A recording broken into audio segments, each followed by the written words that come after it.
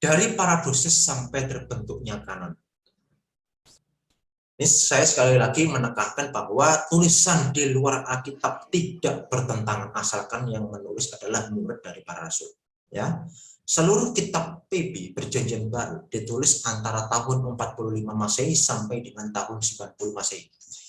Matius menulis Injilnya sekitar tahun 70 Masehi dan surat-surat Paulus dijadikan rujukan oleh Clement dari Roma.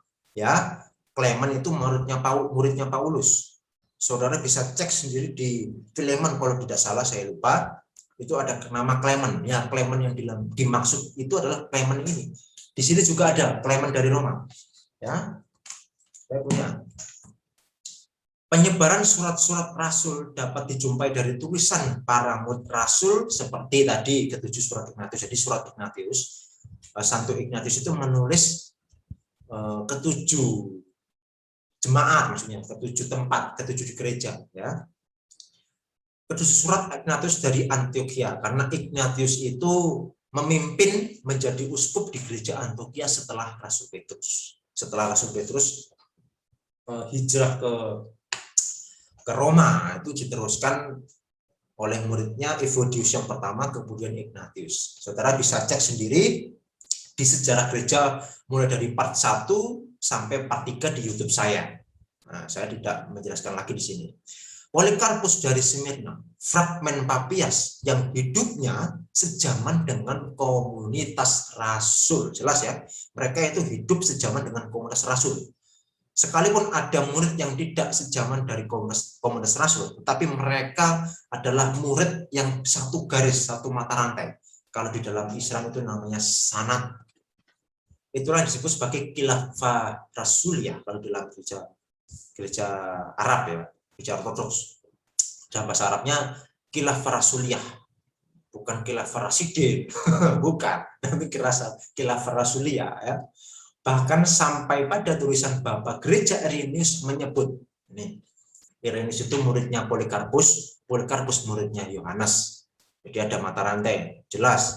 Karena ada 4 zona dunia di mana kita hidup dan 4 angin utama, sementara gereja tersebar di seluruh dunia. Dan pilar dan landasan gereja adalah Injil dan semangat kehidupan. Tidak bertentangan kan tulisannya Irenaeus, Polikarpus, Irenaeus tidak bertentangan dengan kita. Mereka jelas. Karena apa? Mereka murid para rasul. Saya memberikan data, kemudian dikatakan sesat. Ya. Nah, tulisan-tulisan penerus rasul tidak bertentangan satu dengan yang lain. Saudara-saudara bisa beli buku namanya Against Heresis, ini tulisannya tulisannya Santo Irenaeus melawan bidat-bidat. Ada 6 buku. Dia menulis sekitar 6 buku, banyak sekali. Ini saya salah satu kutipannya. Nah, selanjutnya, oke, itu tadi tentang apa yang dilakukan oleh komunitas pertama, oleh komunitas Kristen awal gereja purba yang sekarang masih dilestarikan di dalam gereja Katolik dan gereja Ortodoks seluruh dunia, mengenai bagaimana ibadah-ibadah yang dilakukan oleh jemaat mula-mula, baik itu sholat, kemudian perjamuan kudus. Lalu bagaimana perkembangan kanonisasi? Nah, ini saya jelaskan. Historical background-nya itu kita bisa membaca di 1 Yohanes pasal 2 ayat yang 18. Ya, Rasul Yohanes menulis ini. Anak-anakku, waktu ini adalah waktu yang terakhir. Dan seperti yang telah kamu dengar, seorang antikristus akan datang. Sekarang telah bangkit banyak antikristus. Itulah tandanya bahwa waktu ini benar-benar adalah waktu yang terakhir. Nah, saudara kalau membaca ini, jangan diartikan ini adalah sebuah eskatologis. Yang kemudian memang betul. Ini ada kaitannya dengan eskatologis di dalam Kristenan. Tetapi kita harus melihat teksnya, konteks dan teksnya, ya, yang digunakan ini. Dalam bahasa Aramaik dikatakan Nezabnahu Aharyaya. Wi'ikmedem di asmatun di atam Mesiha Dagala. Mesiha Dagala. Mesiha Dagala adalah ini yang antikristus ini kalau diterjemahkan dalam bahasa Indonesia. Mesiha Dagala kalau diterjemahkan ke dalam bahasa Arab menjadi Al-Masihu Dajjal. Jadi Dajjal, kalau saudara-saudara mendengar kata Dajjal, ya, yang secara umum masyarakat kita di Indonesia ini, Dajjal yang berkepala memiliki mata satu, ya, sosok makhluk di akhir zaman, ya itu kepercayaan ya. Tetapi kata sebetulnya saya menunjukkan kata Dajjal itu berasal dari ini, bahasa Aramaik, Mesiha Dagala, wish bahasa walehun sagi Mesihi Dagale adjadinan desbana akhraya. Nah itu kalau di dalam bahasa Arab Al-Masihu Dajjal. Jadi Rasul Yohanes betul-betul menentang pada saat itu dia menuliskan surat ini kepada murid-muridnya, jemaat kekristenan.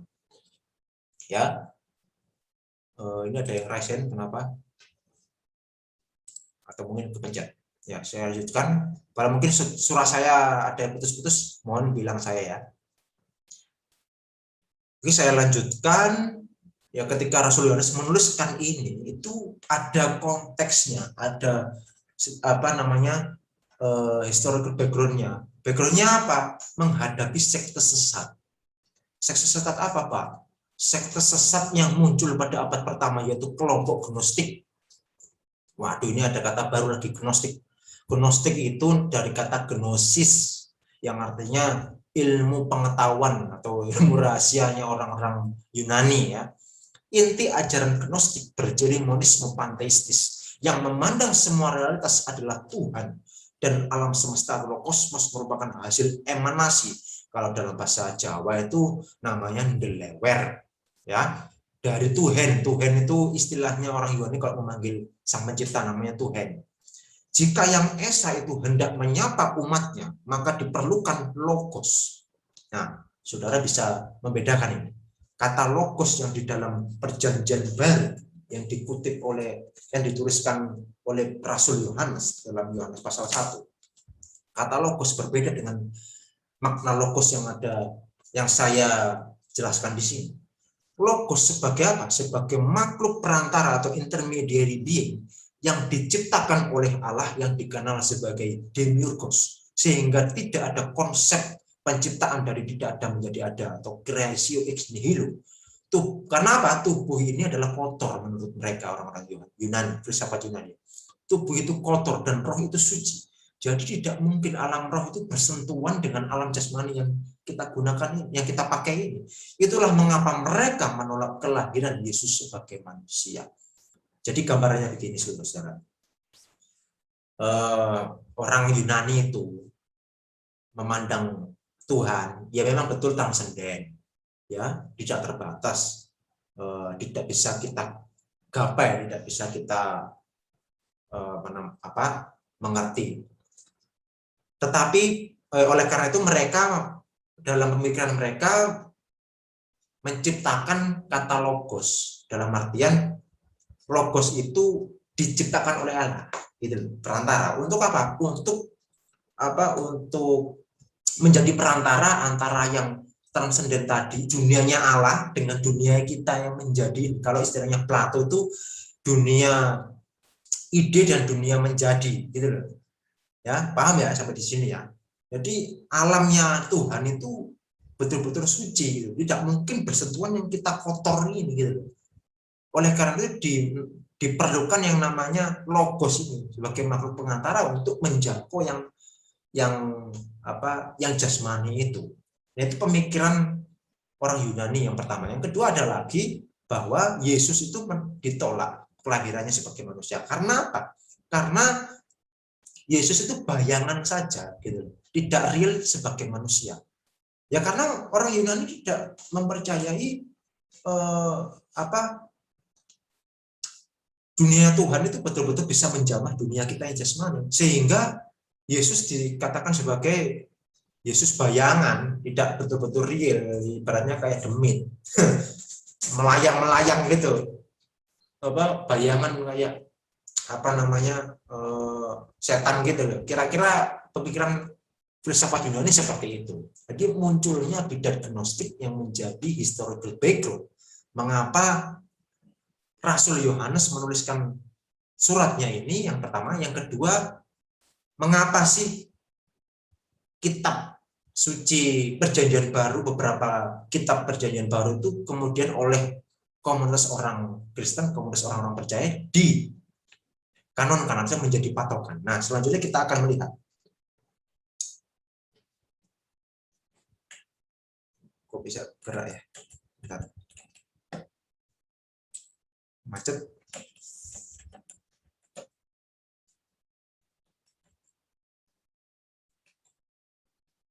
Tunggu sebentar. Agak macet ini. Oke, teman-teman, selagi tekniknya sedang diperbaiki, untuk materi nanti akan kita konfirmasi lagi ya setelah seminar. Kita akan mengatakan apakah materinya akan dibagikan di grup atau mana. Oke, teman-teman. Nah, ini saya sudah jadi Oke, sampai ini. Oke, baik, dipersilahkan Oke. Kak Jucis. Ya, maaf ya, terpotong. Saya lanjutkan. Itu mengenai bidat gnostik ya, gnostik. Nah, ada tokohnya di dalam bidat gnostik itu. Salah satunya tercatat di dalam tulisannya Epiphanius, adalah orang pertama yang menyebut nama Cerinthus, atau dalam bahasa Inggrisnya Cerinthian. Cerinthus ini salah satu tokoh gnostik ya. Di hadapannya hanya nama Cerinthus yang ditemui, meskipun Eusebius mengikuti Dionysius. Ya, ini maaf saya kurang apa namanya mengutip ya. Tapi paling tidak intinya itu Cerinthus menjadi tokoh gnostik pada zaman para rasul itu sudah ada. Ya, ini tulisannya yang ada di, saya kutip gambarnya Epiphanius ini ya. Ini saya punya. Saya mengutip dari Patristic Evidence for Jewish, jadi Kristen Yahudi, sekte Kristen Yahudi. Ini jelas ada ya. Tulisannya di dalamnya ada bidat-bidat ini. Ada Nasrani, itu kan bidat juga. Nasrani, Ebionit ya. Ada di sini, ada teks kutipan teks Yunaninya, ada teks Aramnya, ada teks Latinnya juga ya. Ini saya kasih data ini, saya tidak ngomong asal ngomong ya. Bahwa Cerinthus, saya lanjutkan, bahwa Cerinthus membentuk opininya bukan dari kitab suci, tetapi dari ide-ide orang Mesir. Apa pendapat orang Ebionit dan bahwa mereka lebih suka mengikuti kebiasaan Yahudi? Bagaimana Theodotus telah menjadi korban kesalahan, meminjam sebagian dari Ebionit, sebagian dari Cerinthus. Jadi gini kira-kira saudara. Perkembangan gnostik kemudian dipimpin oleh Cerinthus itu kemudian berkembang menjadi kelompok yang namanya Ebionit. Ya, makanya di dalam Galatia, kalau saudara-saudara membaca surat Galatia yang ditulis oleh Rasul Paulus itu ada, bukan Galatia, di 1 Korintus ketika orang-orang yang Galatia, ya saya ingat, maaf, Galatia, ketika orang Kristen ada orang Kristen yang mengatakan bahwa sunat itu menjadi salah satu fondasi keselamatan, bukan Yesus Kristus. Ya, itu dari sini sebetulnya. Jadi beberapa orang Kristen itu dipengaruhi oleh pemikiran gnostik ini tadi. Masih menekankan pemikiran orang-orang Yahudi gitu loh. Nah, selanjutnya, tetapi Cerinthus yang dirinya dilatih dalam pengajaran filsafat orang Mesir mengatakan bahwa dunia tidak dibuat oleh Allah, tetapi oleh suatu kekuatan yang dipisahkan dari sebelumnya, yang di atas segalanya dan yang tidak mengenal Tuhan itu di atas segalanya. Bidat Cerinthus, dia juga mengatakan bahwa setelah kebangkitan akan ada kerajaan Mesias di bumi dan bahwa kita akan menikmati kesenangan daging di Yerusalem, dan mereka mengatakan bahwa pesta pernikahan akan berlangsung 1000 tahun. Jadi kalau saudara-saudara mendengar nih, di surga ada kawin-mawin Pak, ya toh? Dari siapa? Pasti kan mendengar di luar sana, di surga itu nanti ada kawin-mawin. Sebetulnya pemikiran itu dari Cerinthus, saudara-saudara. Baru tahu kan, mungkin ada beberapa saudara di sini, ternyata dari Korintus. Itu sebenarnya sudah pemikiran lama dari Gnostik itu ya, soal perkawinan di surga. Nah, berlangsung 1000 tahun. Ketika pada waktu tertentu Rasul Yohanes masuk ke dalam pemandian, ini kisah yang menarik ya, kisah yang begitu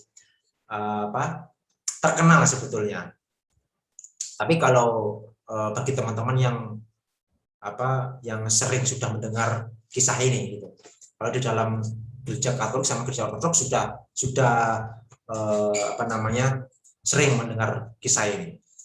Rasul Yohanes ketika masuk dalam pemandian, sebagaimana diketahui dari Irenaeus, cucu rohaninya, ya, yang menerima laporan dari Polikarpus, ya, dan ketika diketahui bahwa Serintus ada di dalam, maksud di dalam pemandian itu, ia segera meninggalkan dan duduk di depan pintu. Segera meninggalkannya dan duduk di depan pintu karena ia tidak tahan berada di bawah atap yang sama dengan Kristus, dan dia berkata kepada orang-orang yang bersamanya.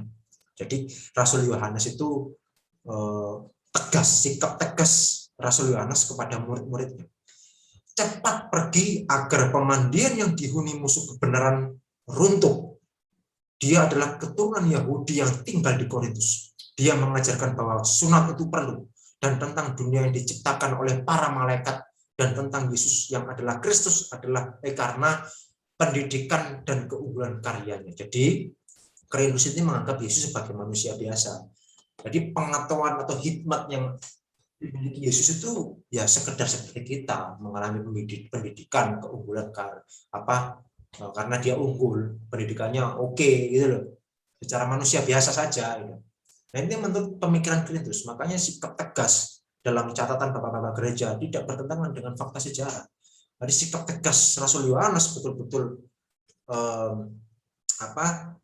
menghantam bidat Gnostik ini pada zaman ini zaman para rasul sudah ada. Ini tulisannya saya kutip ini dari Hippolytus, teks Yunaninya tadi yang saya tunjukkan, ini teks Aramnya, ya, kutipan teks Aramnya. Nah, selanjutnya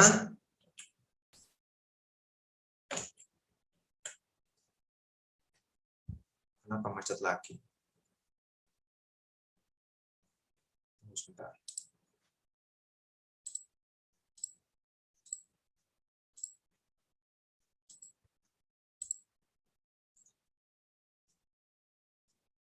Oke, selanjutnya, maaf. Nah, selanjutnya tadi ya masih mengenai Korintus. Catatan dari Bapak Gereja Irenaeus. Korintus sekali lagi seorang pria yang dididik dalam bijaksanakan orang Mesir. Tadi tulisannya siapa? Tulisannya Hippolytus dan Epipanius. Ini tulisannya tulisannya Irenaeus. Tidak bertentangan, saudara-saudara, sama. Hippolytus itu garis Rasul Yohanes. Jadi Hippolytus itu muridnya Irenaeus, ya. Saya lanjutkan, Korintus sekali lagi seorang pria yang dididik dalam kebijaksanaan orang Mesir, mengajarkan bahwa dunia tidak dibuat oleh Tuhan yang utama, sama ya, seperti tadi kira-kira tulisannya, tetapi oleh kekuatan tertentu yang jauh terpisah darinya dan pada jarak dari kerajaan yang tertinggi di atas alam semesta dan tidak mengetahui dia yang di atas segalanya. Dia mewakili Yesus sebagai tidak dilahirkan dari seorang perawan.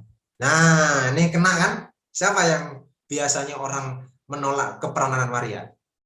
Ayo. Kalau ada orang yang menolak keperawanan Maria, sedangkan bapak-bapak gereja, murid dari para rasul itu mempertahankan keperawanan Maria, ya, itu yang menolak justru dipertanyakan. Berarti ini Kristen dari Korintus dong. Ini saya bicara fakta loh, ya. Makanya tulisan bapak-bapak gereja itu penting, perlu ya untuk data historis. Selanjutnya, tetapi sebagai putra Yusuf dan Maria menurut perjalanan generasi manusia biasa. Kemarin saya juga mendapatkan informasi bahwa ini orang Kristen yang mengatakan bahwa Yesus itu lahir dari biologis Yusuf dan Maria. Loh, ini betulan. Kemarin saya dapat informasi seperti itu. Waduh, kalau begitu ini Kristen apa Korintus Ebionit ini saya bilang yang ngasih informasi. Makanya ya, ini Yesus oleh Korintus dikatakan sebagai anak dari Yusuf dan Maria. Jadi dia manusia biasa, hasil dari benih biologis dari Yusuf. Padahal kan tidak. Yesus itu lahir dari Maria betul, tetapi tidak melalui yang namanya benih biologis hubungan suami istri. Tidak, tetapi dia benih ilahi dari Roh Kudus. Jelas Lukas pasal 1 tentang kelahiran Yesus itu, berita tentang kelahiran Yesus oleh malaikat Gabriel itu jelas. Nah, saya mempertanyakan, ini orang Kristen membaca Alkitab bagaimana gitu loh. Jadi mohon maaf, saya betul-betul kalau mengenai hal ini saya agak frontal. Karena apa? Ya, ini saya berdasarkan data-data sejarah. Data sejarah abad pertama ini, muridnya para rasul bahkan. Masa saya tidak percaya? Ya toh? Ibaratnya begini, saudara melihat sejarah kerajaan Majapahit, ya harus dari negara Kertagama dong. Kan begitu pola pikir sejarahnya. Tidak mungkin mengutip dari sejarawan kemudian yang menuliskan kemudian berabad-abad kemudian ya, atau tulisan Perancis, orang Eropa. Tetapi harus dari kitab yang buku sejarah namanya Negara Kertagama. Kan begitu kira-kira. Nah, bapak-bapak gereja, murid dari para rasul ini dekat dengan rasul. Muridnya langsung diajar langsung sama para rasul gitu loh.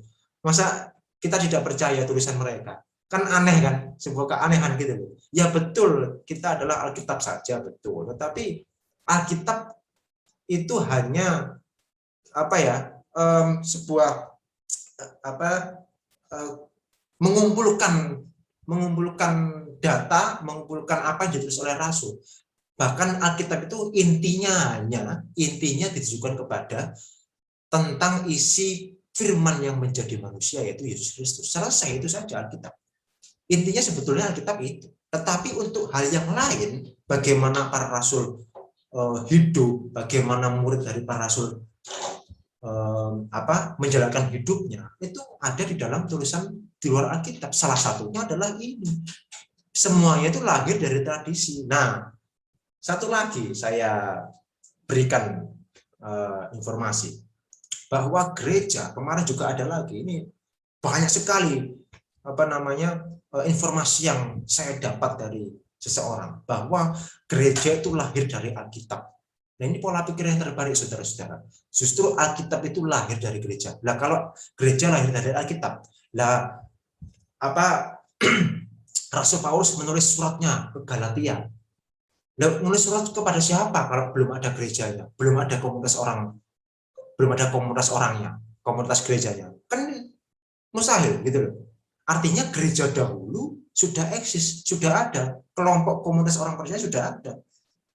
Nah, dari situ, dari komunitas-komunitas itu lahirlah sebuah tulisan yang namanya Alkitab Perjanjian Baru. Tulisan-tulisan yang ada lah kita, baik itu Alkitab, baik itu tulisan-tulisan bapak gereja, itu lahir semua dari gereja.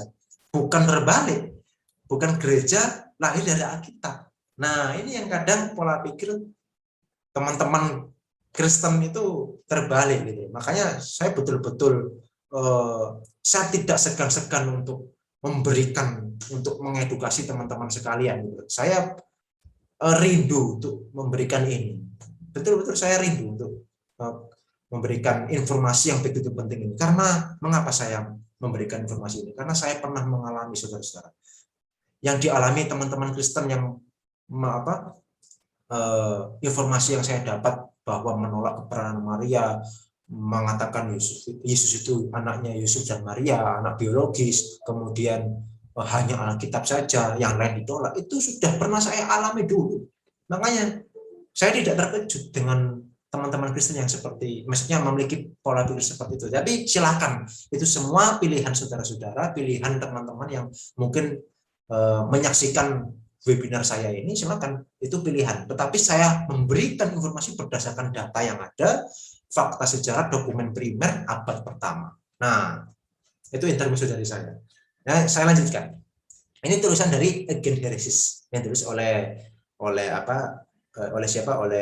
Santo Irenaeus. Nah, itu juga tertulis di dalam buku sejarah yang terkenal yang namanya Ecclesiastical History, tulisannya Eusebius dari Kaisaria. Itu juga dikutip di sana. Irenaeus dari jalur Rasul Yohanes, orang yang pertama kali mensistematikkan teologi. Betul, memang kita akui ya, kita harus akui orang yang pertama mensistematikan teologi itu Santo Irenaeus ini. Saya lanjutkan. Ini adalah pokok-pokok ajaran Korintus. Yang pertama, dunia diciptakan malaikat, Yesus manusia biasa, menolak keperangan Maria, kawin Maria di surga, sunat lebih penting daripada Yesus. Yesus baru menjadi Kristus setelah dibaptis. Ini, Yesus baru menjadi Kristus setelah dibaptis. Jadi ketika Yesus mulai lahir perocot, owek-owek, masih menjadi bayi dalam timang-timang Bunda Maria, itu belum Kristus, saudara-saudara. Masih manusia biasa. Baru menjadi Kristus, punya power yang disebut sebagai Tuhan, itu baru dibaptiskan di dalam ketika di Sungai Yordan oleh Yohanes Pembaptis. Ini yang namanya bidat adopsionisme, yang saya katakan teologi teh celup. Kenapa? Dibaptiskan, Kristusnya masuk. Nanti setelah Yesus disalib, Kristusnya keluar. Jadi kan kayak teh celup ya. Teh sari wangi dicelupkan gitu. Saya minum dulu. Nah, itu adopsionisme, kemudian menggunakan Injil Matius sebagian saja, disesuaikan dengan selera mereka. Saat Yesus disalib, Kristusnya keluar. Nah, ini. Makanya Rasul Paulus menulis surat Galatia pasal 1 ayat ke-8. Jelas sekali, tetapi sekalipun kami atau seorang malaikat dari sorga, bayangkan, tegas sekali Rasul Paulus, ya, yang memberitakan kepada kamu suatu Injil yang berbeda dengan Injil yang kami beritakan. Kami siapa? Komunitas para rasul, komunitas orang-orang Kristen. Yang telah kami beritakan kepadamu, terkutuklah dia. Bayangkan, bukan tidak hanya orang biasa, bahkan malaikat pun yang tidak bisa batuk, yang tidak bisa COVID, yang tidak bisa masuk angin, itu aja kalau memberitakan Injil yang berbeda dengan yang diberitakan oleh komunitas para rasul dan muridnya, dikutuk. Bayangkan, ini sikap tegas ya. Kita harus apresiasi ini. Kekristenan itu tegas ya. Bidat ya bidat, sesat ya sesat. Mohon maaf ya, kalau ada orang, bahkan orang Kristen pun yang mengatakan Yesus lahir dari biologis Yusuf dan Maria, saya katakan bidat Kristus. Ini faktanya ada kok. Nah, Galatia, saudara-saudara, menjadi salah satu tempat sekolah setan. Jadi tempat sekolah setan ini itu istilahnya dari bapak-bapak gereja sebetulnya. Menurut catatan siapa? Catatan Epipanius. Jadi Galatia itu menjadi pusat orang gnostik tadi. Makanya kalau saudara membaca surat Galatia dari pasal 1 ya, hanya satu Injil judulnya kan, jelas itu tentang ini sebetulnya. Galatia 1 sampai pasal 1 sampai seterusnya itu konteksnya ini. Itulah mengapa saudara-saudara paradosis menjadi penting di dalam ajaran rasuliah. Ya, saya tekankan. Paradosis menjadi penting di dalam ajaran rasuliah. Saya lanjutkan. Perkembangan gnostik. Nah, ini itu tadi masa Korintus ya. Nanti kita akan tahu mengapa sih kok ada kitab kanon itu kok TB itu dikanonkan, kok kemudian muncul perjanjian baru, ada kitab kanon, ada kitab yang ditolak. Nah, ini kita akan buktikan. Perkembangan gnostik terjadi lebih ekstrim yang dikembangkan oleh Marcion. Siapa Pak Marcion, Pak? Ini baru lagi saya. Marcion adalah anak seorang kaya raya sekaligus murid dari Korintus.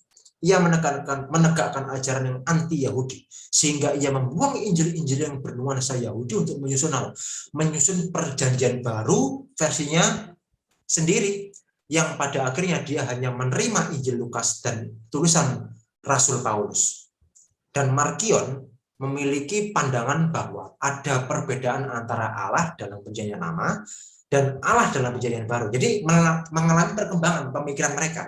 Yang pertama tadi bahwa basicnya adalah Allah itu transenden, tetapi tidak bisa masuk ke dalam dunia jasmani kita karena ada perbedaan bahwa dunianya Allah itu, dunia itu suci, dunia kita adalah kotor. Perkembangan kemudian dalam pemikiran Marcion, Allah dalam perjanjian lama dan perjanjian baru itu berbeda. Allahnya berbeda. Menurut menurut siapa Markion, Allah dalam perjanjian lama adalah ilah yang jahat yang telah menciptakan tubuh yang kotor ini.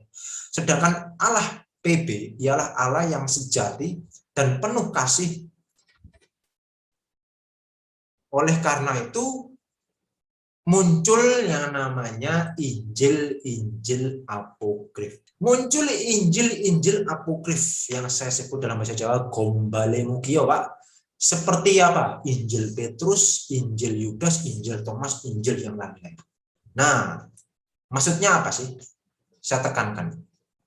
Mohon maaf ya, ini saya beberapa minggu yang lalu, 1 minggu yang lalu, saya mengikuti seminar yang diadakan oleh Yayasan Sabda yang sudah berdiri di Indonesia sekitar 25 tahun. Membahas mengenai kanonisasi Alkitab. Ya, di YouTube saudara-saudara bisa cek sendiri, saya mengkritisi isi modul yang ada di dalam Yayasan Sabda. Mohon maaf, saya berbicara fakta sejarah, data yang ada. Ya, karena ini menjadi pembelajaran kita, gitu. Ketika siapapun yang mengajarkan tetapi mengalami keliru, ada kurang tepat, kurang sesuai dengan data-data primer, maka selanjutnya akan keliru terus, gitu. Makanya kita harus benahi. Saya tidak segan-segan untuk membenahi, gitu. Nah, Injil-Injil apokrif, kitab-kitab yang ditolak oleh gereja, maksudnya bukan kitabnya Irenaeus, Polikarpus, Epistel Barnabas ya. Epistel Barnabas sama Injil Barnabas jangan disamakan loh ya. Jangan dikacaukan. Epistel Barnabas itu, surat Barnabas itu diterima oleh gereja. Beda dengan Injil Barnabas. Surat Barnabas ditulis oleh Barnabas sendiri. Kalau Injil Barnabas itu Injil dari abad 15. Jauh sekali. Itu Injil orang kepahitan dendam kesumat sama orang Katolik yang menulis adalah orang Islam karena inkuisisi ya. Itu soal Injil Barnabas, saya tidak membahas di sini. Jadi Injil Barnabas dan Epistel Barnabas itu berbeda.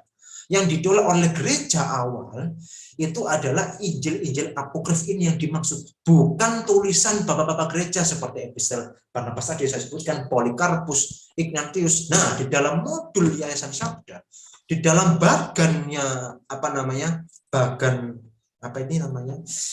materinya yang ditolak Injil apokrif atau kitab apokrif, ditulis kitab apokrif. Di sana tertulis Judake, tertulis surat Ignatius. Padahal itu bukan ditolak sama gereja, tetapi memang tidak dimasukkan di dalam kanon gitu loh. Tetapi tetap diterima. Yang ditolak Injil apokrif itu adalah yang ini, Injil Petrus, Injil Yudas, Injil Thomas, yang isinya adalah gnostik, Injil gnostik. Nah, itu yang saya maksud. Itu loh saudara-saudara. Nah, isinya ini, contohnya surat Polikarpus ya, kepada jemaat di Filipi. Karena itu, setiap orang yang tidak mengakui bahwa Yesus Kristus datang sebagai manusia, ia adalah antikristus. Nah, bayangkan. Sesuai enggak? Tadi saya mengutip 1 Yohanes pasal 2 ayat 19. Ya. Ini saya membuktikan bahwa tulisan murid dari para rasul yang di luar di Alkitab isinya tidak bertentangan. Sama seperti yang dituliskan dalam surat Yohanes pasal 1, surat Yohanes yang ke-1. Mengakui bahwa Yesus datang, tidak mengakui bahwa Yesus datang sebagai manusia. Ia adalah antikristus yang tidak mengakui kesaksian salib berasal dari iblis, serta yang memutarbalikkan firman-firman Tuhan demi sesuai dengan pendapatnya sendiri yang menyatakan bahwa tidak ada kebangkitan orang mati dan atau tidak ada penghakiman, maka ia anak sulung iblis. Jadi Markion ini dikatakan sebagai anak sulung iblis oleh bapak-bapak gereja. Sikap tegas Polikarpus terhadap ajaran Markion mempertahankan ajaran gurunya siapa? Rasul Yohanes. Clear kan? Saudara-saudara, saya main data ya. Selanjutnya